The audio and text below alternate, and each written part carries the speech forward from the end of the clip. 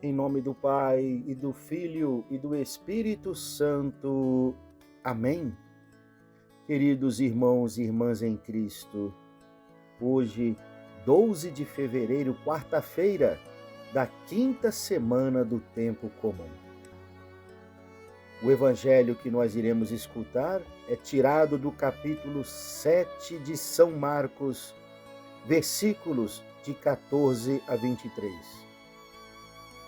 Naquele tempo, Jesus chamou a multidão para perto de si e disse: Escutai todos e compreendei. O que torna impuro o homem não é o que entra nele vindo de fora, mas o que sai do seu interior. Quem tem ouvidos para ouvir, ouça.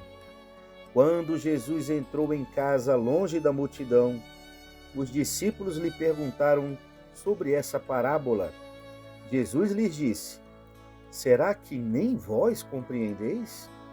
Não entendeis que nada do que vem de fora e entra numa pessoa pode torná-la impura? Porque não entra em seu coração, mas em seu estômago e vai para a fossa? Assim Jesus declarava que todos os alimentos eram puros. Ele disse: O que sai do homem, isso é que o torna impuro.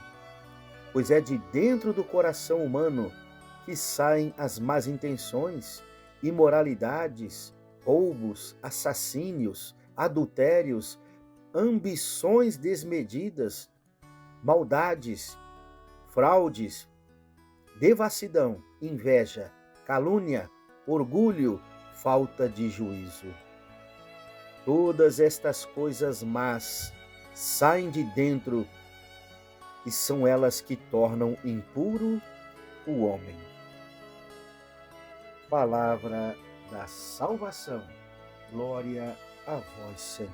Queridos irmãos e irmãs, o coração humano pode ser uma fonte de bem ou de mal, conforme o uso que fazemos de nossa liberdade. Segundo o apóstolo São Tiago, na sua carta, no capítulo 3, versículo 10, ele nos fala: da mesma boca procede a bênção e a maldição. Enquanto os fariseus valorizavam gestos e ritos para purificar o homem por fora, Jesus vem acentuar a importância de uma purificação interior, pois aquilo que sai do homem, isso é que torna o homem impuro. O nosso ser pode emitir boas palavras, olhares de solidariedade, gestos de consolo, abraços de amizade, mas a boca também pode emitir blasfêmias e calúnias.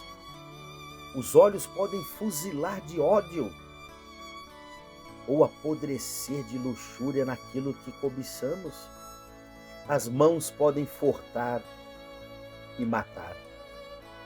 Em outro evangelho, dando uma aula sobre o discernimento, Jesus nos passa um critério de grande valor e que é infalível. Pelos frutos sereis conhecidos.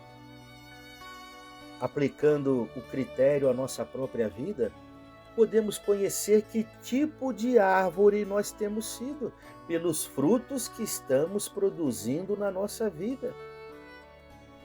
Que palavras nós pronunciamos? Deboche? Zombarias? Comentários fúteis? Críticas ácidas, sem nenhuma caridade construtiva? Lamentações permanentes, expressões de duplo sentido, piadas sujas? Que olhares são os nossos? De acolhida ou de repulsa? De respeito ou de sedução? Que gestos e atitudes produzimos? De caridade ou de indiferença? Não é sem motivo que sempre nossas celebrações são iniciadas por um ato penitencial. nós somos pecadores. A nova edição do Missal Romano voltou até com aquela prática penitencial antiga, onde por 3 vezes batemos em nosso peito, dizendo na hora do ato penitencial: por minha culpa, por minha culpa, por minha tão grande culpa.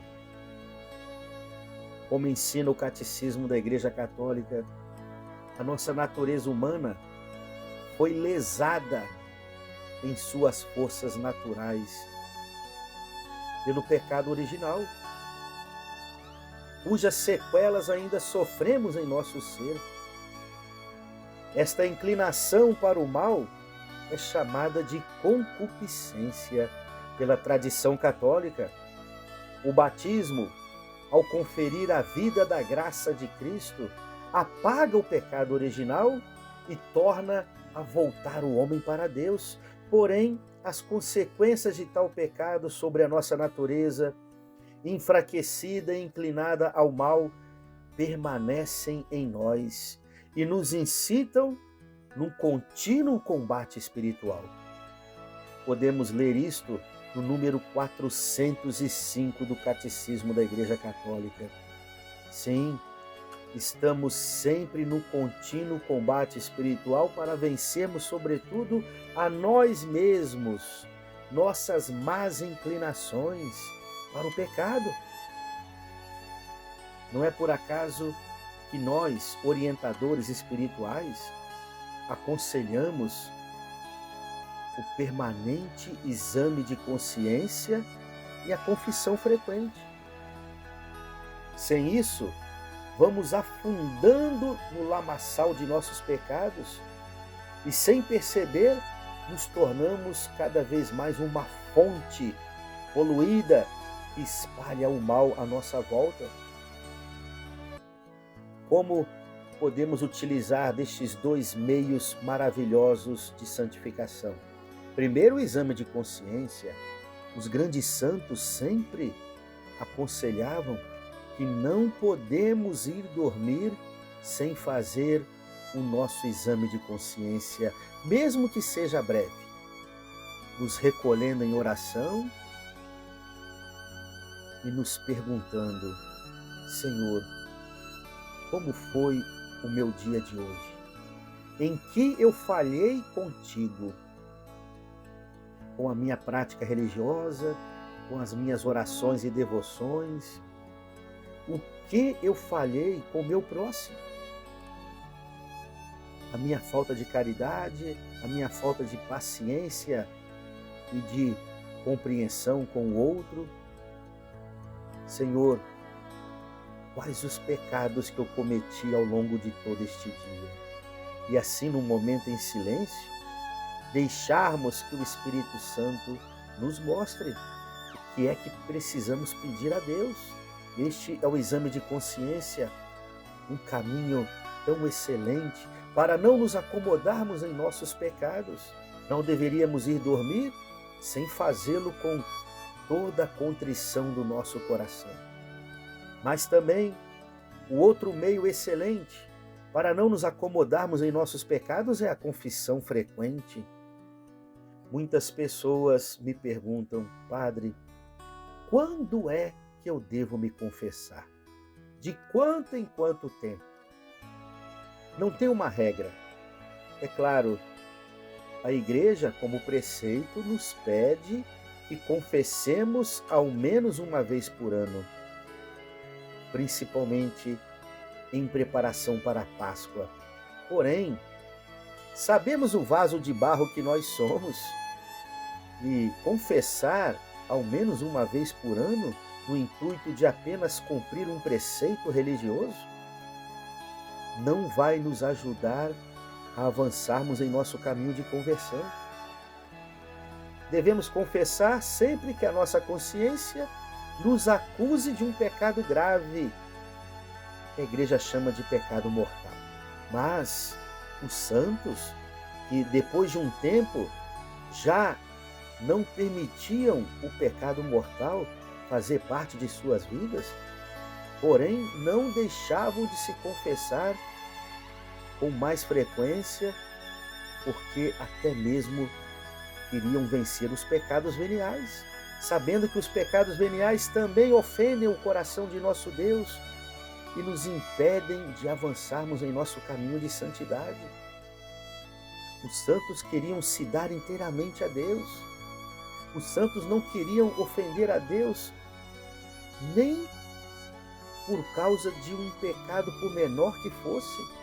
Nossa Senhora em Medjugorje, essas aparições que ainda continuam a acontecer, já tem nos pedido a confissão mensal. Sim, a confissão mensal se torna um caminho excelente de santificação, para que não nos acomodemos em nossos pecados. E assim, vamos permitindo que Deus nos limpe por dentro.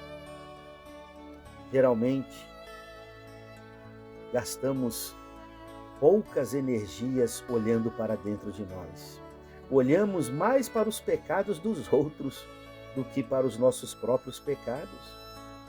E, no entanto, certamente há muito que trabalhar para que não nos tornemos obstáculos à nossa própria salvação e nem à salvação daqueles que convivem conosco. Louvado seja o nosso Senhor Jesus Cristo, para sempre seja louvado. O Senhor esteja convosco, Ele está no meio de nós. Abençoe-vos o Deus Todo-Poderoso, o Pai, e o Filho, e o Espírito Santo. Amém.